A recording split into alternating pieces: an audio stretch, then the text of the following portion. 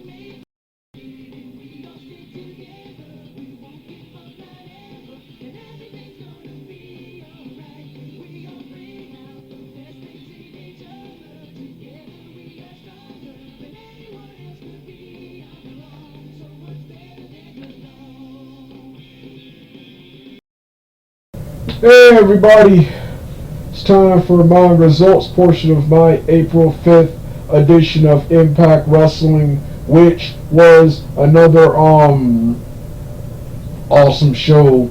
Only disappointment I had is we had no return, or at least the update on the return of wrestler Heath Slater.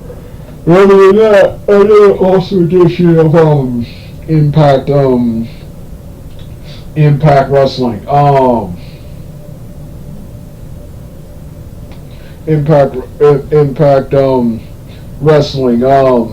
In the opener, to my disappointment, Chris Bay defeated Juice Robinson. And afterwards was officially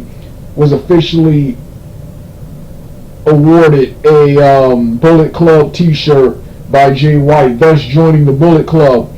Then Um, Mickie James once again came out to interrupt Dina Purrazzo and Aiden English, who are both in the ring, bragging about being the best. Mickie James once again came out and interrupted her and announced that her opponent at the NWA Empower event will be the returning WWE's Melina. That's good. I hope Dina Purrazzo beats her, though. Melina is good, but she is not the person I want to take the belt off of Dina Purrazzo. So I hope Dina Purrazzo beats her. I want Taylor Wilde. This will be hard because she's a tag team champion right now. But Taylor Wilde, Rosemary, and later Rosemary and Tenille, or since he does intergender wrestling, Tenille Dashwood and my boy Caleb with a K to take the belt off of her. If Impact really would, but I highly doubt Impact would do something like that. Have a man beat a woman for her title in this new female empowered era. I highly doubt, but yeah, I would definitely watch that.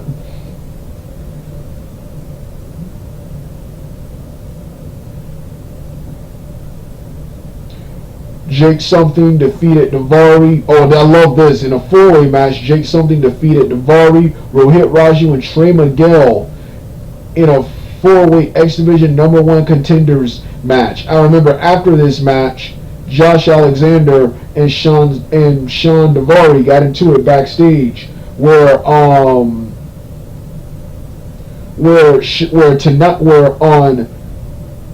the August 12th edition of Impact, Josh Alexander challenged Daivari to a match to see if he's worthy of an X Division title shot. Challenged him to a regular match. Daivari said he's been doing it a long time. He won't fight for free. So this match right here will decide if Daivari is worthy. If Daivari beats him, Josh Alexander will grant him a title match. So yeah, can't wait for that. Jordan Grace and Rachel Ellering defeated Fire and Flame, and afterwards was what was really interesting. I was wondering, it was announced just a week prior to this match right here that Kiera Hogan would party ways with Impact Wrestling. To my shock and somewhat anger. Normally I really wouldn't care because I really don't like Fire and Flame all that much. I like them as wrestlers, but they're two negative stereotypes of women, and Afro-American women especially, I don't like. And while their music is cool, they have some funny segments, they're just annoying. But at least that kept them here. I don't know about Kia. I don't want Kiera Hogan in AEW. So yeah. And they were fun. It was fun watching them guys get beat up and screwed every week by Scott D'Amore. It was fun every week. Well, afterwards, so that's what I'm mad about her being released. Normally I wouldn't care. Afterwards is what was interesting. When it was over, I was wondering how they were going to handle the split. How they were going to write Kiera Hogan off television. And they did by having Savannah Evans, a new woman named Savannah Evans, after they lost, randomly appear in the ring like a ninja and bam, and take out Kiera Hogan with a bicycle kick. So disbanding Fire and Flame. This is Nations and Steel's newest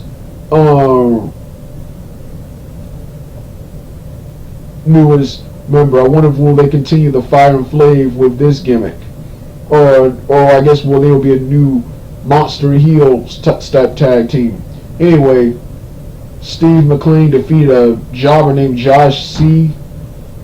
And in the main event, I can't remember, was there a Swingers Palace show on this edition of Impact Wrestling? I should remember because that's usually one of my favorite parts of this show. Well, anyway, in the main event, right before the main event, in the main event, Sami Callihan teaming with Eddie Edwards and the returning Frankie Kazarian took on and defeated the elite of Doc Gallows, Carl Anderson, and by God, Kenny Omega. Boy, what a phenomenal six-man tag team match this was. This match, along with the X Division 4-way #1 contenders match, #1 contenders match, and the opener with Bay and Robinson are the matches I'm going to review the most. So, are the matches I'm going to be reviewing in the on-camera portion. So, with that being said, let's get started right now.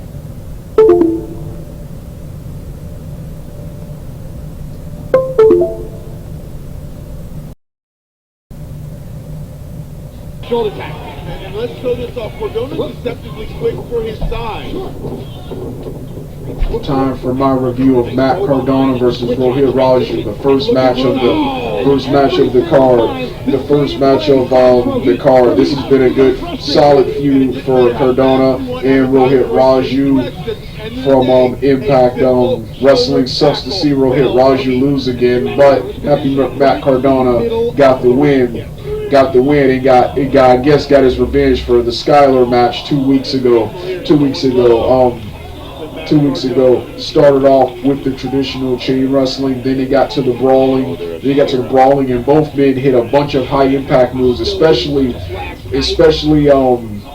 Rohit Raju, who for as long as I've seen him, other than the suplex facebuster, that's pretty much this is the first time I've seen Rohit Raju hit a bunch of moves. He hit one of the more notable moves he hit was a suplex facebuster, was a suplex into facebuster for the 1-2 for a 2 count. Mohabli Shira tried to get involved, but Matt Cardona, at the end, after Chelsea Green came out to interfere on the behalf of Matt Cardona, Matt Cardona used the distraction to hit the Rough Rider leg lariat finisher on Rohit Raju for the 1-2-3.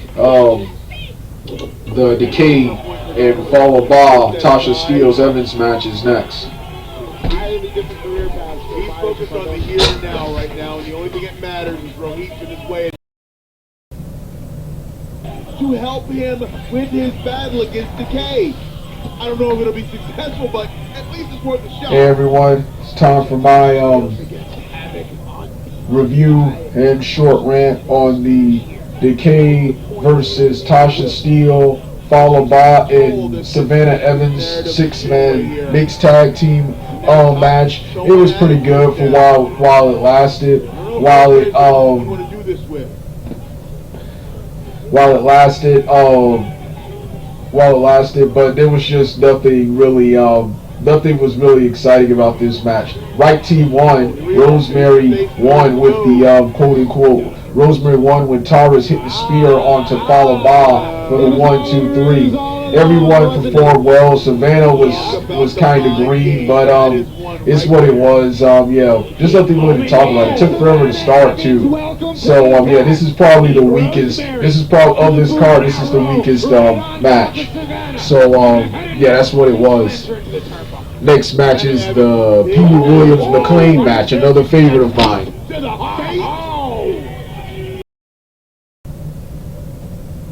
Macklin was not going to wait, and Petey was ready for it. And Petey's taking the fight right to Macklin into the stairs. I think it's Hey everyone, it's time for my review of Petey Williams versus Steve McLean. Steve McLean, another awesome match. Another awesome match. Sucks to see Petey Williams' job here. This was another awesome match. Petey Williams won.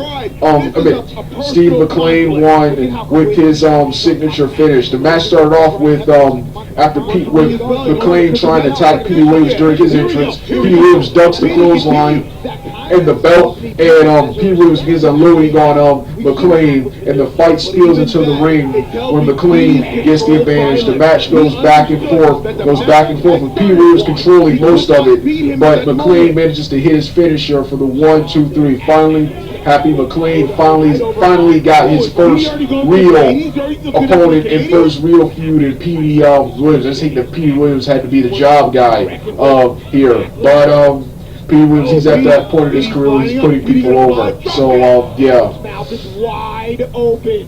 So Next match is Taylor Wilde and Madison Rain. Now Petey on the stage, inflicting punches, those hammering right hands. Taylor has to figure out a way to even the odds here. Puts Madison back into the ring. Time for my review and rant on Taylor Wilde versus Madison Rayne. This match right here was a classic. It was like Impact Wrestling 2008 through 11 again, with these two Impact Wrestling knockout veterans feuding and wrestling here. As soon as the match started, Taylor Wilde easily out wrestled and started unloading on Madison Rayne, then threw her to the outside and then took her to Neil Dashwood and Kayla with a K out with a suicide dive. However, Neil Dashwood managed to recover and distract Taylor Wilde long enough for Madison Rayne to get the event, to kick the ropes and get the advantage again. But Taylor Wilde got the advantage again, hitting her big maneuvers and her signature German suplex, but distractions from Kayla with a K and Neil Dashwood allow Madison Rayne to roll her up for a schoolboy, thus winning it. Loved the match, hated the air, wanted Taylor Wilde to win here and get one step closer to becoming a Knockouts champion. Taylor Wilde is the #1 woman I want to take the belt off of Dina Purrazzo, and I kind of hate that they moved away from that. They kind of slowly moved away from that into this feud right here, into this feud with Madison Rayne and Neil Dashwood and Kayla with a K. But it's what it is. So the four-way #1 contenders match is next. Right back on each other.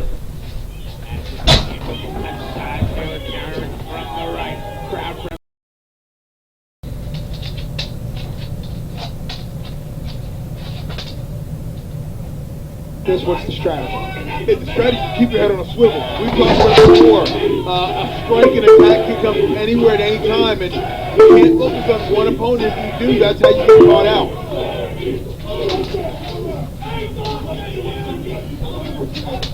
Uso is just calling right at Saban. See, this is what I'm talking about. You can't take your eye off your opponent. Hey everyone, it's time for my review of Impact of the four-way match, fatal four-way #1 contenders match between Impact Wrestling Emergence match between Chris Sabin, one of the guys I wanted to win, followed by Sami Callihan, my third guy, Moose, and last but not least, Ace Austin, my surprisingly least favorite pick to win, and the guy who would end up winning. This was another awesome four-way elimination match. Callihan, Sabin, and Moose were involved in a similar match back in two to three pay-per-views ago at Under Siege 2021. And this was, while not as memorable and in my opinion as exciting, not as memorable and exciting as that one, this was still just as exciting and even better, especially as we got towards the end. Despite knowing the result, I still enjoyed this match. Like I said in the results portion, and I'm going to repeat it again in the main event portion, this pay-per-view right here, wrestling and work rate and card structure was one of the best shows ever. Another awesome pay-per-view from Impact Wrestling. However,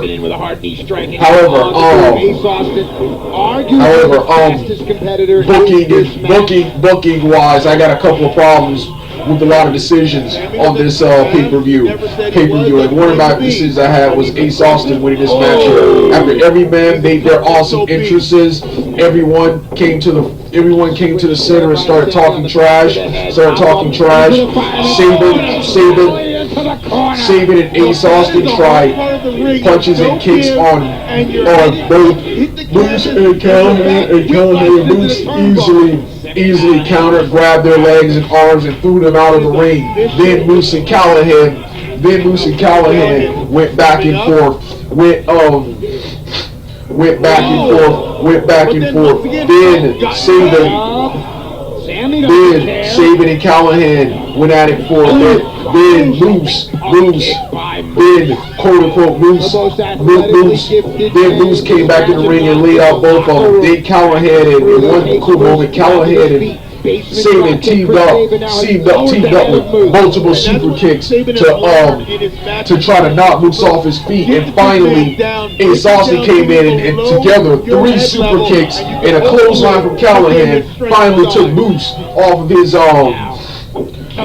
feet. And Saban and Ace Austin went at it for a bit. This was interesting because Ace Austin, in my opinion, he gets comparisons because of his accomplishments to a young AJ Styles, but wrestling style, he reminds me of heel Chris Sabin. I wish they would sign his Canadian counterpart, Aiden Prince, who was on Impact in 2019, to a full contract.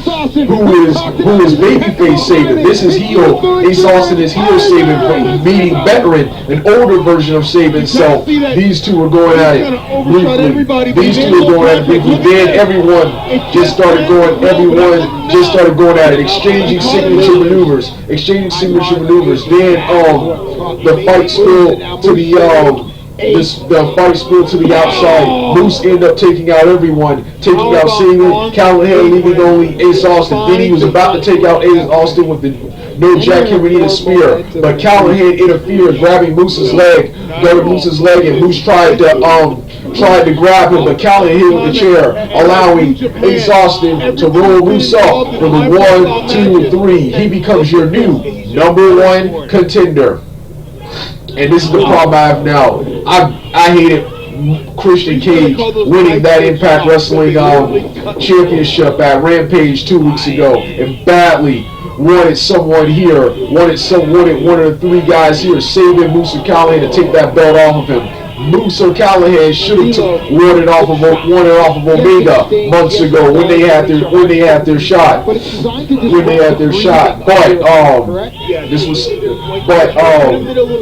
Ace Austin winning now ensures that Christian Cage will return, because I don't see Ace Austin winning the world title yet. But I'm all for it. If Ace Austin can beat Christian Cage for that title, I'm all for it, but I just don't see that happening.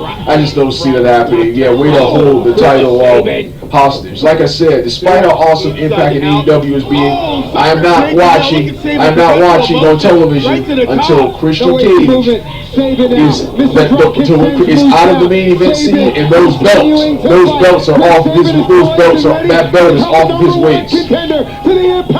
So yeah, this was match of night. This should have been the main event. The main event was terrible, in my opinion. In comparison, it wasn't terrible, but in comparison to this, it was terrible. Saban does not stop moving when he starts stringing together all.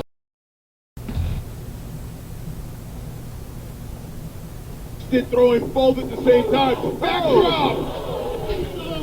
That's a leverage move right there. Hey everyone, it's time for my review of the X Division match between Josh Alexander, the defending champion, taking on Josh Alexander, the defending champion, taking on Jake something, the challenger, who earned the right by winning a four-way on one of the impacts before this. Stop that. Sorry about that. On one of the impacts before this. This match right here was another awesome match. Would have liked to see Jake something pick up the win, but I'm okay with Josh Alexander retaining, and I see what they're trying to do with Josh Alexander, the X Division Championship. This match right here felt more like a ECW, WCW television global United States title style of match, more so than an X Division match. Other than a suicide dive from Jake something later in the match, there were hardly any impact moves. It was mostly stiff, strong style brawling with mat wrestling. You start off with the traditional mat wrestling, then the stiff strong style, Then the high impact moves, including the only high risk move was a suicide dive from Jake Something.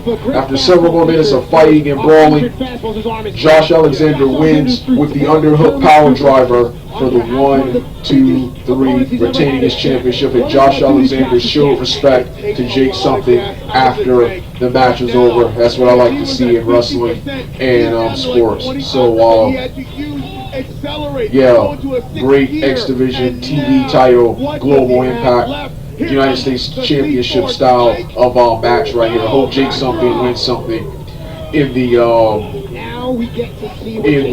future. The mixed tag team match is next. Oh, he's right there, an ankle lock. Can he get it? Locked in there. Alexander's so dangerous from on the mat. Jake thought he was down, but no. Off of the ankle lock does Jake.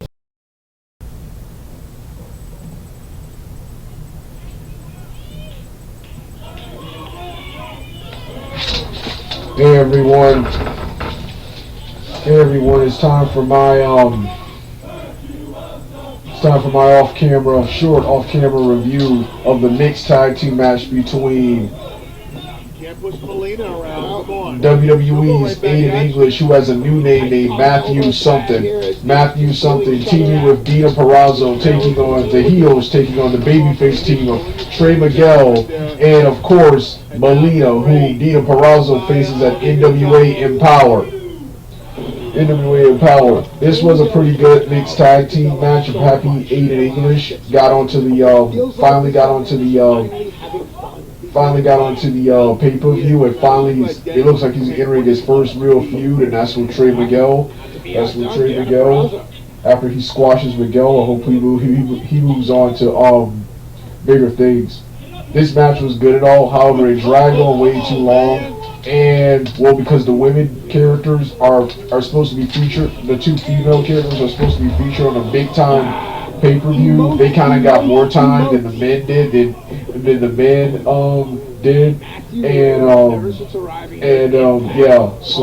other than that, it was a good match. It started off with Dina Purrazzo and Melina, then Trey Miguel and Aiden English did some stuff, then Dina Purrazzo and Melina worked most of the rest of the match, then Aiden English came in and started dominating Melina. Melina managed to tag in Trey Miguel, and there was action all over the place. Aiden English managed to win it for his team when he rolled Trey Miguel up for a small package and taunted them at the end, but surprisingly didn't attack them, just taunted them at the end, and Melina was awesome acting here. Melina was just devastated that she just lost here and apologized to Trey Miguel, and Trey Miguel was like, "You have nothing to apologize for," which was repeated by the announcers, Stryker and D'Lo Brown. So another solid match from the Emergence pay-per-view. Once again, great wrestling and work rate based show, but booking and decisions I have an issue with. What's your pick for the Combat title match at NWA Empower? The four-way. Well, I think either the tag team or the four-way match is next. And look at that. You see Joe Doran with his hand on his back a little bit. That's a telltale sign that there's an injury there that he's working through. Here we go. Let's pick up where we left off. Hey everybody, it's time for my short review of the big three-way tag team match between the baby faces of Rich Swann and Willie Mack, the challengers, taking on their rivals and enemies in this feud, the other challengers and previous champions, Violent by Design, led by Eric Young, Joe Doring and and Diener, taking on Joe Doring and Rhino, not Diener, Joe Doring and Rhino, led by Eric Young and Whip Diener, taking on the defending champions of Machine Gun Carl Anderson and Doc Gallows, the Good Brothers. this match was awesome and all, but it's what happened at the end, which is what I'm going to talk about, and I'm going to give my theories on at the end of this review. The match itself, I've enjoyed all the wars between these teams, but the match itself was just your stereotypical three-way tag team match. Lots of action, lots of near falls, and with one of the teammates, with the Good Brothers coming to steal it from behind. It started off with the big man, Doc Gallows and Joe Doring starting it off. Then Willie Mack and Swan and Rhino and the rest got involved. Rhino got most of the moves in the match. Eric Young and Diener kept trying to interfere on Violent by Design's half, but kept getting rocked. Finally, while Rhino was distracted by one of the other members from the team, Carl Anderson came from behind and stole it by rolling up Rhino with a schoolboy for the 1, 2, 3. 1, 2, 3. After the match, Violent by Design, Diener and Eric Young especially berated Rhino, and I hope this leads to what I think it's leading to, and that's Rhino being considered the weak link of Violent by Design because of his age, and being kicked out of Violent by Design, and his partner Heath returns, and they go after the tag team. They go after the tag team championships and feud with Violent by Design, man. Because I never wanted Rhino as a heel. I never wanted him in Violent by Design. He fits in with them, but I never wanted him in Violent by Design. So that's what I hope happens there. Yeah, the main event is next. Right hand, right to the temple of Rich Swann.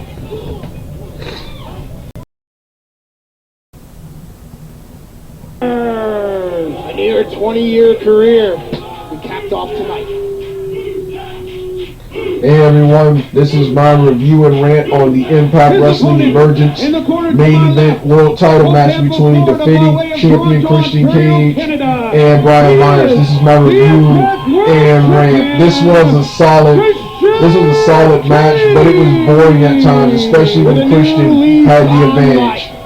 Brian Myers and what's the other guy? Brian Myers and his protege Sam Beal were one of the most valuable players of the match. The match started off with some boring chain wrestling, and between both Christian Cage and Myers.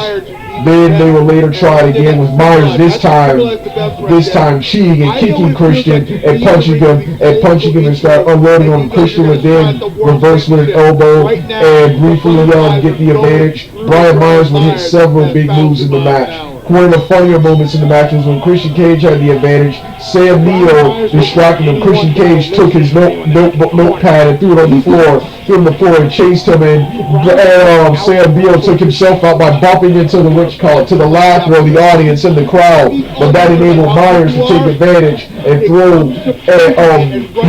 put Christian Cage in a back suplex position and throw him on the apron. Brian Myers hit several other big moves. Christian hit one as far as footwork and wrestling acumen, tornado DDT, the only good move in the match. Then the match ended after several more moves. The match ended with when Myers tried to go for his roster cut, the spear or a clothesline, and Christian reversed it into a spear of his own and pinned him with the Prettier for the 1, 2, 3. As I already knew, because the Impact already gave you the results of this pay-per-view. This pay-per-view was already taped months in advance. It's already available. I thought they would at least wait to 8 o'clock. They would at least wait to 8 o'clock to air it, but no, it's already available right now.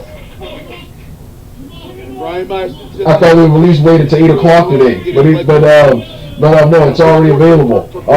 Yeah, and like I said, it goes back to the Impact from 2 weeks ago, from the week before last week, 2 weeks ago, where Brian Myers. It was like that was weird when I heard that Brian Myers was winning a battle royal, was winning a #1 contendership battle royal. I'm like, what? You gotta have Brian Myers, another heel, face Kenny Omega, another heel.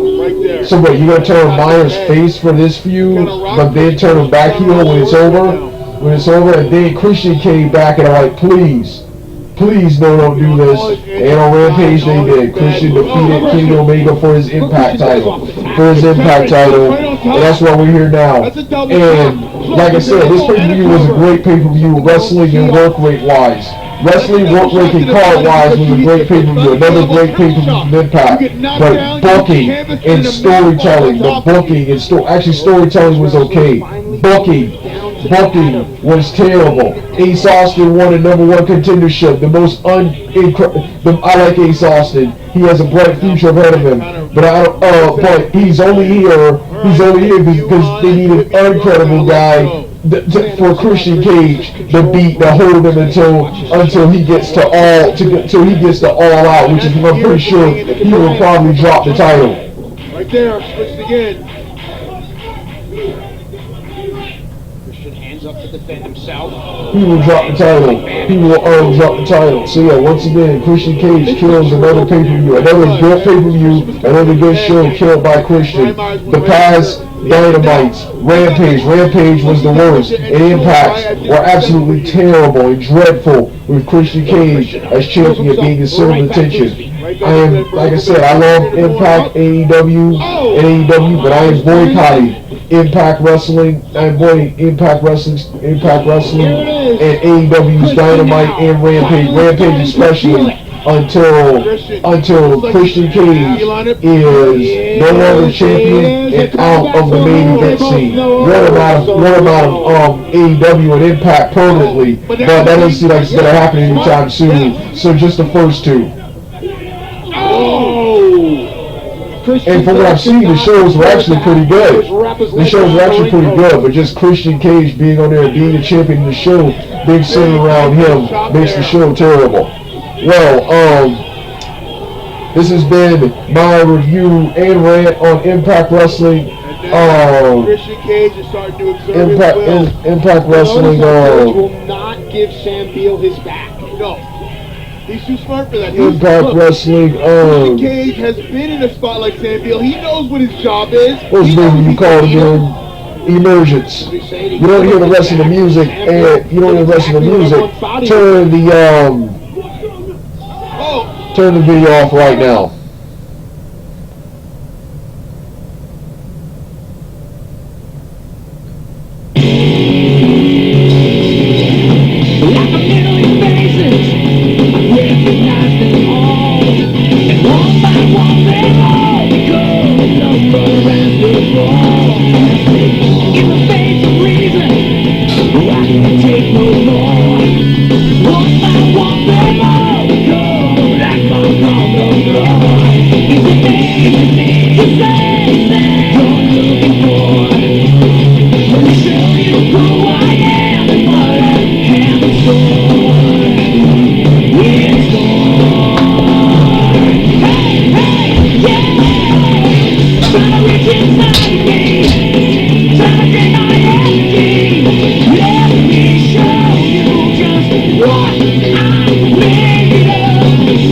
You're